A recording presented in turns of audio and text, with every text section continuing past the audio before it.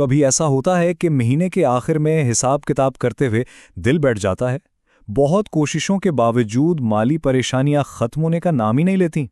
آج ہم ایک ایسے روحانی زاویے پر بات کریں گے جو شاید رزق کے بارے میں ہماری پوری سوچ کو بدل کر رکھ دے۔ ذرا تصور کیجئے، کراچی کی ایک گہری رات ہے، شہر کی روشنیاں مدھم پڑ چکی ہیں، ہر طرف ایک خاموشی ہے، لیکن اس خاموشی میں کسی کے ذہن میں خیالات کا ایک طوفان برپائے۔ اور یہ طوفان اس باپ کے دل میں ہے جو بار بار نوٹ گنتا ہے لیکن ہر بار حساب کم ہی نکلتا ہے۔ یہ صرف ایک شخص کی کہانی نہیں بلکہ یہ ہم میں سے بہت سوں کی وہ خاموش جدوجہد ہے جو اپنے پیاروں کے لیے پریشان رہتے ہیں۔ تو آخر یہ پریشانی آتی کہاں سے ہے؟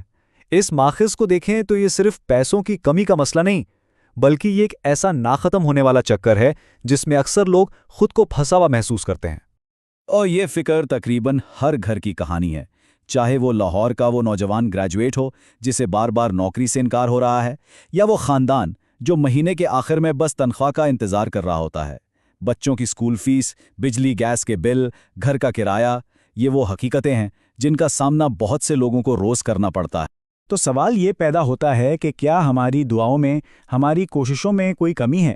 کیا ہم کچھ ایسا اہم نقطہ بھول رہے ہیں جو اس مسئلے کی جڑ تک پہنچ سکے؟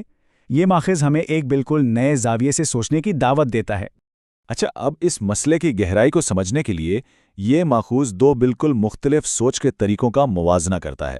ایک وہ جس پر آج کی دنیا چلتی ہے اور دوسرا وہ جو شاید ہماری نظروں سے اوجھل ہو گیا ہے۔ یا دو راستے بالکل صاف نظر آتے ہیں۔ ایک طرف یہ یقین کہ ہماری روزی صرف ہماری نوکری، ہماری ڈگری اور ہماری کوششوں پر منحصر ہے، اور دوسری طرف یہ توکل کہ رزق دینے والی ذات تو صرف اللہ کی ہے۔ ہم خود کو کس راستے پر کھڑا پاتے ہیں؟ یہ ایک بہت ہی گہری بات ہے۔ ہم اپنے باس کو، اپنے حالات کو طاقت کا سرچشمہ سمجھ بیٹھتے ہیں، لیکن یہ بھول جاتے ہیں کہ اس باس کی سانسیں بھی تو اللہ کے حکم کی محتاج ہیں۔ تو پھر اصل کنٹرول کس کے پاس ہے؟ تو ہوتا یہ ہے کہ جب ہم اپنی ساری امیدیں دنیاوی ذرائع سے لگا لیتے ہیں تو کہیں نہ کہیں اللہ پر ہمارا یقین اور توکل کمزور پڑنے لگتا ہے۔ یہ ایک ایسا سوال ہے جو ہم سب کو خود سے ضرور پوچھنا چاہیے۔ تو پھر اس پریشانی کا حل کیا ہے؟ اس چکر سے نکلنے کا راستہ کیا ہے؟ مخارجی مواد ہمیں ایک ایسے روحانی خزانے کی طرف لے جاتا ہے جس میں ایک بہت بڑا وعدہ چھپا ہوا ہے، اور وہ حل ہے قرآن کا 56واں باب یعنی سورۃ الواقعہ۔ اس کا نام ناگزیر واقعہ ہے جو قیامت کی طرف اشارہ کرتا ہے، لیکن آخرت کی بات کرنے والی اس سورت کا ہماری دنیاوی مالی پریشانیوں سے کیا تعلق ہو سکتا ہے؟ آئیے دیکھتے ہیں۔ کیا یہ ممکن ہے کہ غربت اور فکر سے بچنے کا ایک روحانی راز ہماری آنکھوں کے بالکل سامنے ہو لیکن ہم اسے دیکھ نہ پا رہے ہوں؟ ایسا لگتا ہے کہ یہ ماخذ اسی راز سے پردہ اٹھانے والا ہے، اور اس دعوے کی بنیاد خود نبی اکرم صلی اللہ علیہ وسلم کی ایک حدیث مبارکہ ہے۔ آپ صلی اللہ علیہ وسلم نے فرمایا کہ سورۃ الواقعہ مال و دولت کی صورت ہے، اسے خود بھی پڑھو اور اپنے بچوں کو بھی سکھاؤ۔ یہ ایک ایسی نصیحت ہے جسے ہم نظر انداز نہیں کر سکتے۔ اور پھر دیکھیے، صحابی رسول حضرت عبداللہ بن مسعود رضی اللہ تعالیٰ عنہ کو یہ پختہ یقین کہ جو شخص ہر رات سورۃ الواقعہ کے تلاوت کرے گا اس تک فقر و فاقہ کبھی نہیں پہنچے گا۔ یہ کوئی چھوٹی بات نہیں ہے، یہ ایک ایسی ضمانت ہے جس پر یقین کرنا ہی اصل کامیابی ہے۔ اور یہ کوئی بہت طویل یا مشکل عمل بھی نہیں ہے۔ سورۃ واقعہ میں صرف 96 آیات ہیں جن کی تلاوت میں چند ہی منٹ لگتے ہیں، یعنی اسے روزانہ کا معمول بنانا بہت آسان ہے۔ تو بات صرف پیسوں کی نہیں ہے۔ سورۃ الواقعہ کی تلاوت دل کو دنیا کی پریشانیوں سے نکال کر آخرت کی فکر کی طرف لے جاتی ہے۔ یہ رزق میں ایسی برکت لاتی ہے جو حساب کتاب سے کہیں بڑھ کر ہے، اور اللہ پر یقین کو اتنا مضبوط کرتی ہے کہ دل ہر خوف سے آزاد ہو جاتا ہے۔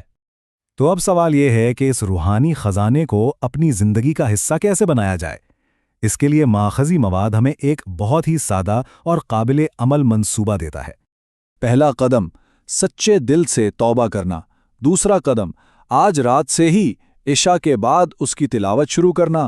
اور تیسرا اور سب سے اہم قدم، اسے اپنی زندگی کا ایک لازمی حصہ بنا لینا، بالکل ایسے جیسے ہم روز کھانا کھاتے ہیں یا سانس لیتے ہیں۔ اور ہاں، یہ بات یاد رکھنا بہت ضروری ہے کہ یہ عمل دنیاوی کوشش کا متبادل نہیں بلکہ اس کا ساتھی ہے۔ اسلام ہمیں محنت کرنے اور اسباب اختیار کرنے کا حکم دیتا ہے، اور یہ روحانی عمل اس کوشش میں اللہ کی مدد اور برکت کو شامل کر دیتا ہے۔ اور آخر میں قرآن کی یہ آیت ہر شک کو دور کر دیتی ہے کہ ہمارا رزق زمین پر نہیں آسمان میں طے ہو چکا ہے، اور جس چیز کا ہم سے وعدہ کیا گیا ہے وہ یقیناً پورا ہو کر رہے گا۔ یہ اللہ کا براہ راست وعدہ ہے۔ تو اب سوال صرف اتنا ہے کہ جب رزق کا ایک یقینی وعدہ اور اس کا راستہ ہمیں بتا دیا گیا ہے تو کیا ہم اسے اپنائیں گے یا اسے بھی باقی باتوں کی طرح نظر انداز کر دیں گے؟ یہ فیصلہ ہم سب کو خود کرنا ہے۔